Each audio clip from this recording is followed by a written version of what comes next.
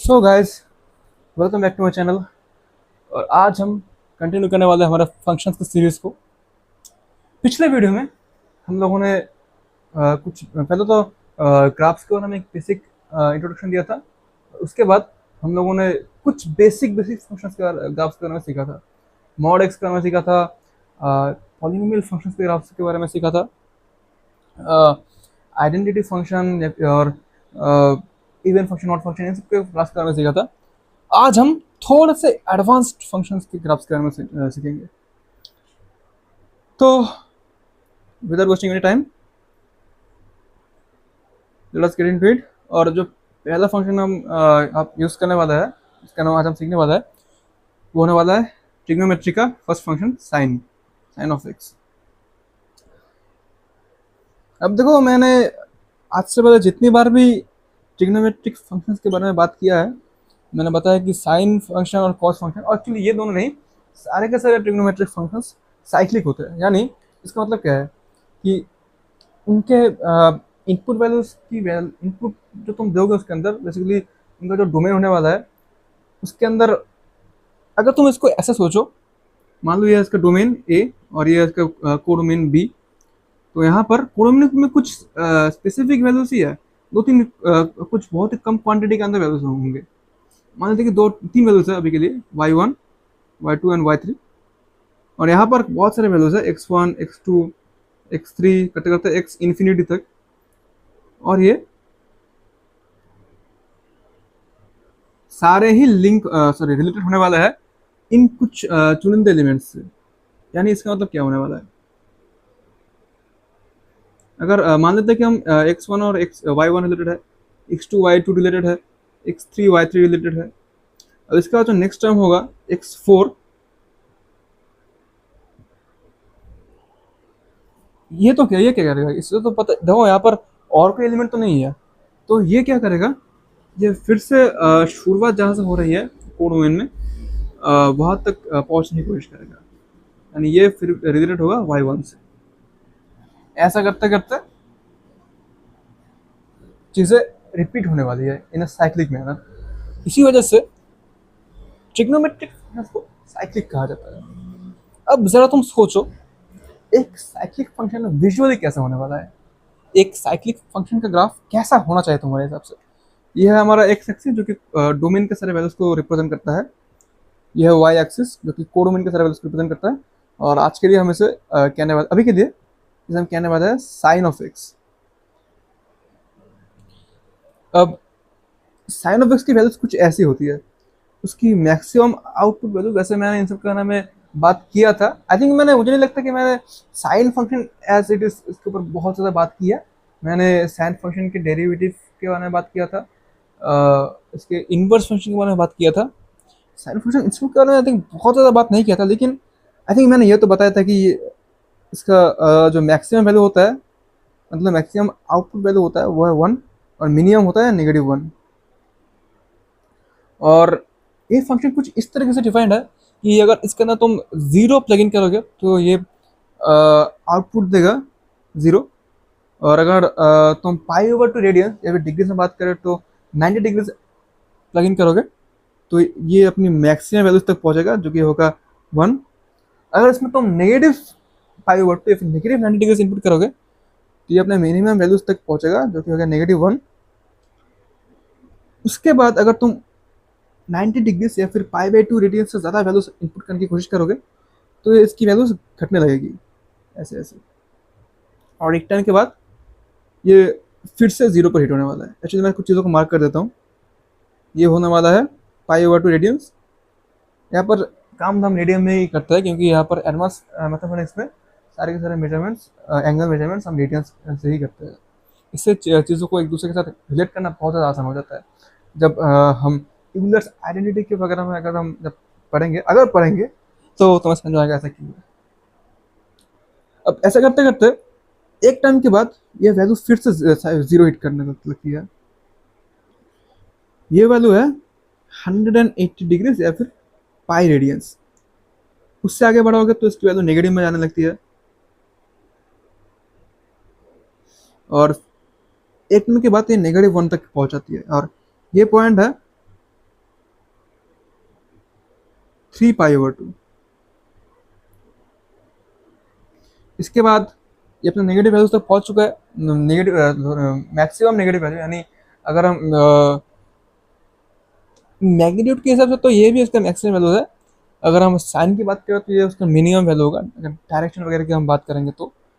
इसके बाद और इनपुट वैल्यूज को और ज़्यादा चेंज करने पर, और ज़्यादा इंक्रीज करने पर ये फिर से इंक्रीज होने लगेगा और फिर से 0 तक पहुंचेगा। इस बार 0 को नीचे से अप्रोच करेगा, पिछली बार ऊपर से अप्रोच कर रहा था, इस बार नीचे से अप्रोच करेगा। और इसके बाद ये जो पैटर्न है ये चलता ही रहेगा। This is how sine function works. Negative side में देखो तो उस साइड में भी कहानी यही है, वही है। यहाँ पर -1 हिट कर रहा है, इस पॉइंट की वैल्यू है 3 पाई/2। इससे आगे बढ़ेगा ये, फिर यहाँ से 0 को अप्रोच करेगा। इस पॉइंट की वैल्यू है, सॉरी इस पॉइंट का वैल्यू है -पाई/2। पता नहीं मैंने 3 पाई/2 क्यों कहा। इस पॉइंट की वैल्यू है -पाई। यहाँ पर फिर से 0 को हिट करेगा और इधर साइड में भी ये ऐसे ही चलता ही रहेगा। देखो यहाँ पर अगर तुम देखो तो वैल्यूज एक साइक्लिक पैटर्न में रिपीट हो रही है, एक ऑलमोस्ट एक वेव की तरह। ऐसे इसी वजह से इन फंक्शंस के ग्राफ्स को वेव कहा जाता है। इस ग्राफ को कहा जाता है साइन का वेव, इसके बाद कॉस का वेव है। देखो वेव की तरह है ना, जैसे तुम लहरों के बारे में सोचते, लहरें कैसी होती है, ऐसे ऐसे होती है ना, ऐसे ऐसे ऐसे ऐसे, पंछी बने उड़ती चुल्लू की तरह।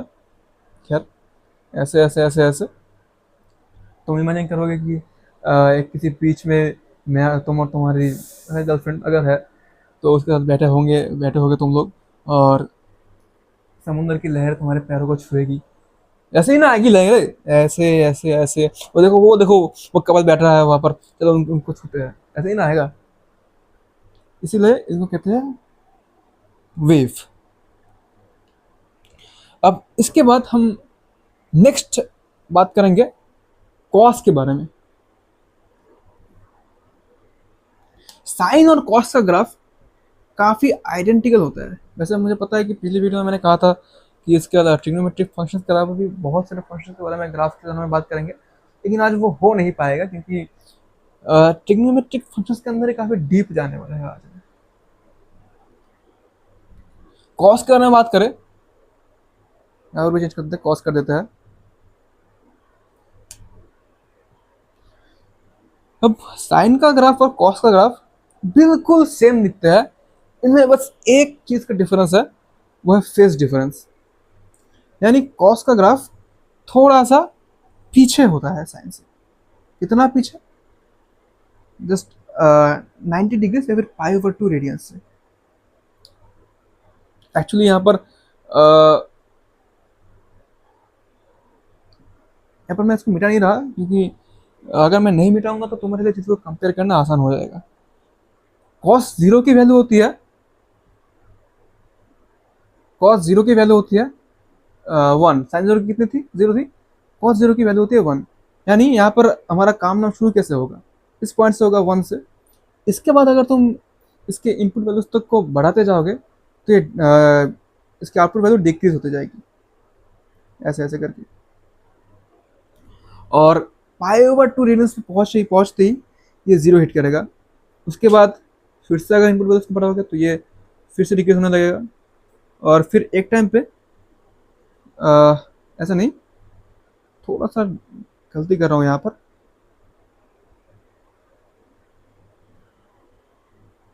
यहाँ पर आके पाई रेडियंस पे आके ये -1 को हिट करने वाला है, अपने लोएस्ट पॉसिबल वैल्यूज को।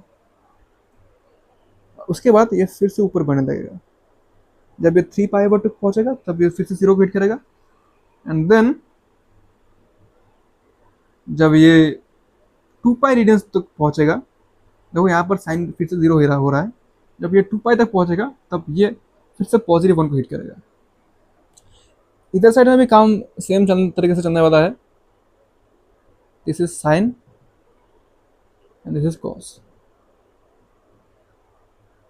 पहले तो नेगेटिव वैल्यूज की इंक्रीज करने पर पहले वैल्यूज, आउटपुट वैल्यूज कम हो रही है, डिक्रीज हो रही है। 0 तक पहुँचे पाई/2 पहुँचने पर फिर -1 पे पहुँच रही है, ये पाई रेडियंस तक पहुंचने पर, और उसके बाद चीज़ें इधर इधर साइड में भी सेम तरीके से रिपीट होने वाली है। तो देखो शेप वाइज साइन और कॉस बिल्कुल सेम दिखेंगे, इनका ग्राफ तुम्हें बिल्कुल सेम दिखेगा। क्या डिफरेंस है? एक ही डिफरेंस है कि कॉस का ग्राफ साइन के ग्राफ से थोड़ा सा पीछे है। देखो यहाँ पर साइन 90 पर, या फिर तुम ऐसे भी कह सकते हो यहाँ पर ये ग्राफ साइन का ग्राफ वैल्यू वाइज वाइज पीछे है। जिस पॉइंट पे आके साइन जीरो हो रहा है, यानी यहाँ पर 0 डिग्री मान लेता है, 0 डिग्री मान लेता है, वहाँ पर साइन की वैल्यू हो जाती है 0, लेकिन कॉस की वैल्यू वहाँ पर 1 आ जाती है। जब नेक्स्ट जब साइन की वैल्यू 1 आती है तब कॉस की वैल्यू 0 हो जाती है। यानी एक थोड़ा सा फेस डिफरेंस है। अब तुम किसको आगे कह रहे हो किसको पीछे कह रहे हो, वो तुम्हारे पर्सपेक्टिव के ऊपर डिपेंड कर रहा है। अब वो अलग बात है, तुम डायरेक्शन को इधर साइड में लो इधर साइड में लो, वो तुम्हारी बात तुम्हारे मैटर ऑफ डिस्कशन है। अगर हम बात करें कितना आगे है और कितना पीछे है, तो वो होगा एग्जैक्टली पाई ओवर 2 रेडियंस या फिर 90 डिग्रीज। यहाँ पर देखो, अगर मैं कॉस की इस ग्राफ को बस थोड़ा सा आगे ढकेल दूँ, कितना आगे ढकेल दूँ, जस्ट 90 डिग्रीज तक आगे ढकेल दूँ, तो ये पॉइंट यहाँ पर आ जाएगा, ये पॉइंट यहाँ पर आ जाएगा, ये पॉइंट यहाँ पर आ जाएगा। यानी सिर्फ अगर मैं 90 डिग्रीज तक आगे ढकेल दूँ कॉस के ग्राफ को, तो तो ये दोनों एग्जैक्टली सेम दिखने वाले हैं। इनका जो फेस डिफरेंस है वो नहीं खत्म हो जाने वाला है। यानी अभी इन दोनों में फेस डिफरेंस कितना है, इस वेव्स के ग्राफ गैप को फेस डिफरेंस कहते हैं। अभी इनके बीच में फेस डिफरेंस कितना है, 90 डिग्रीज। और अगर तुम इसको थोड़ा सा मैथमेटिकली सोचोगे, अगर तुमने एक फॉर्मूला सीखा है ना कि साइन 90 डिग्री माइनस थीटा इस कॉस थीटा, वैसे तो इसका प्रूफ है, अगर तुम साइन ए माइनस बी का फॉर्मूला लगाओ तो तुम्हें प्रूफ मिल जाएगा। कितना होता है ये, साइन 90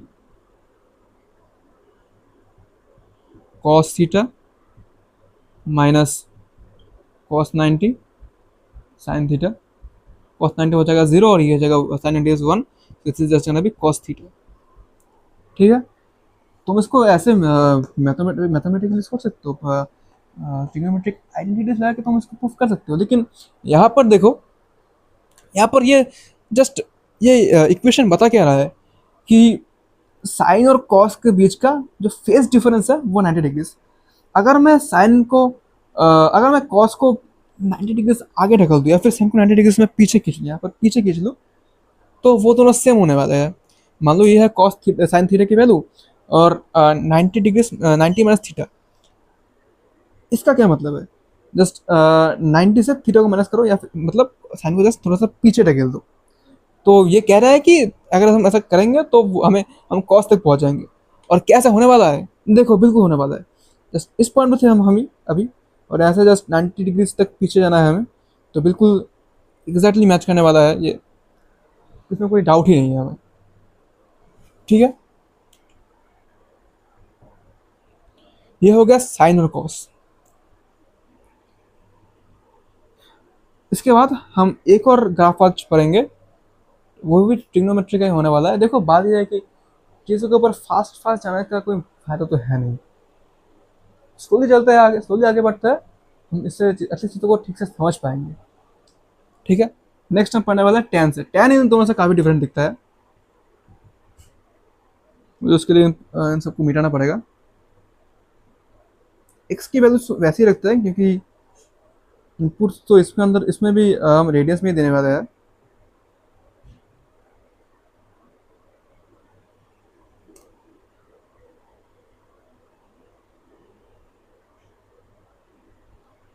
अगर हम tan की वैल्यूज देखें, tan 0 इज 0, यानी ये भी शुरू होगा 0 से। लेकिन tan पाई बाई 2 रेडियंस या फिर 90 डिग्रीज, इसकी वैल्यू क्या होती है, इसकी वैल्यू होती है अनडिफाइंड। तुम कह सकते हो कि वो इन्फिनिटी है क्योंकि वो इन्फिनिटी को टेंड करती है, लेकिन क्योंकि इन्फिनिटी एक डिफाइंड नंबर नहीं है तो हम शायद अनडिफाइंड कर सकते हैं। यानी ये शुरू हो रहा है 0 से, लेकिन जब हम x की वैल्यू पाई बाई 2 तक पहुंचाएंगे तब तक इन्फिनिटी तक पहुंचने लगेगा। ऐसे चलता रहेगा। नेगेटिव साइड में भी कहानी बिल्कुल सेम होने वाली है।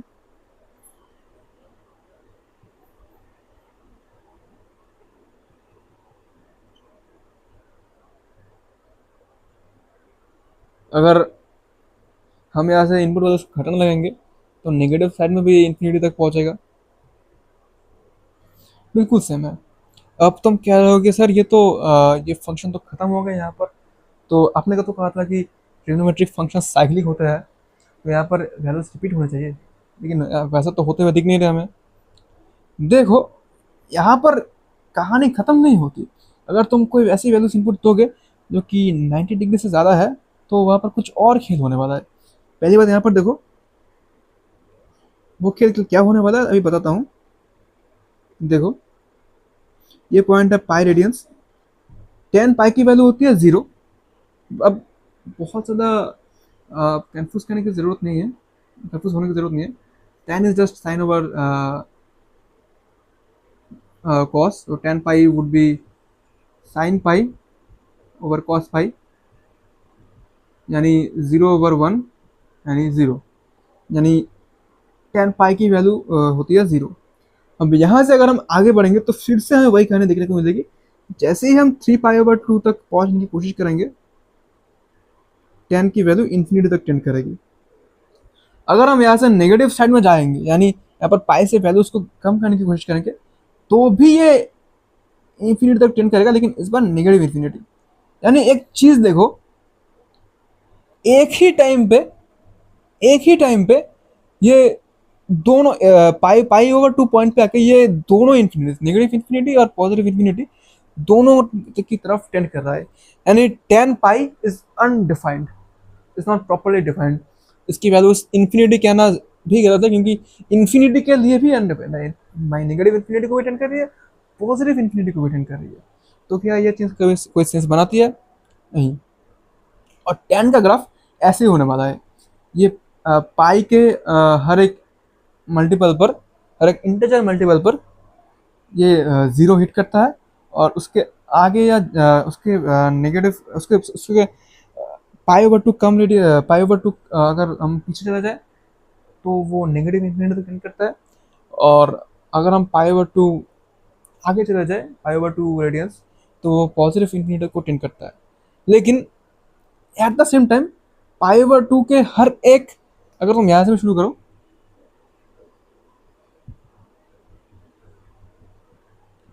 तो वो पाई/2 के हर एक ऑड मल्टीपल पे आके नेगेटिव इन्फिनिटी और पॉजिटिव इन्फिनिटी दोनों को टेंड करता है। यानी पाई/2 के हर एक मल्टीपल पे आके 10 जो है वो अनडिफाइंड हो जाता है। समझ में आया? अच्छी बात, अच्छी चीज ये बात। अगर तुम्हें आज के लिए मैंने जो कुछ भी सिखाया, अगर इन सब में तुम्हें कोई भी डाउट है, तो तुम डेफिनेटली मुझे इन सब के बारे में पूछ सकते हो कमेंट में। मैं कोशिश करूँगा आंसर देने की। आज के लिए इसको यहीं पे ख़त्म करते हैं, क्योंकि आज ट्रिग्नोमेट्रिक फंक्शंस के ग्राफ को आई थिंक मैंने काफ़ी डीपली एक्सप्लेन कर दिया है। नेक्स्ट अगले वीडियो में मैं आज प्रोमिस बहुत ज़्यादा नहीं करने वाला, सॉरी, मैं अपना प्रोमिस रख नहीं पड़ रहा। नेक्स्ट वीडियो में हम बात करेंगे बाकी के जो 3 ट्रिग्नोमेट्रिक फंक्शंस हैं उनके बारे में, और शायद से उसके अगले वीडियो में हम कुछ और एडवांस फंक्शन जैसे लॉगरिदम्स, एक्सपोनेंशियल्स, और क्या क्या है हमारे पास। ऐसे तो बहुत सारे फंक्शंस हैं, लेकिन अभी हम सारे के सारे फंक्शंस के बारे में, जो एडवांस लेवल ऑफ फंक्शंस के बारे में फंक्शंस है, इन सब का बात नहीं करने वाला है। उसके बाद आई थिंक बहुत कुछ बचना नहीं है। Logarithms, different type of logarithms, और एक्सपोनेंशियल जस्ट। इसके बाद ये चैप्टर, फंक्शन का चैप्टर आई थिंक खत्म हो जाना चाहिए, काफ़ी दिन से चल रहा है। एनीवे, आज मैंने ये नया माइक खरीदा है, इसकी ऑडियो क्वालिटी कैसी है ज़रूर बताना कमेंट में। So that is for today guys, see you tomorrow. तब तक के लिए कीप लर्निंग।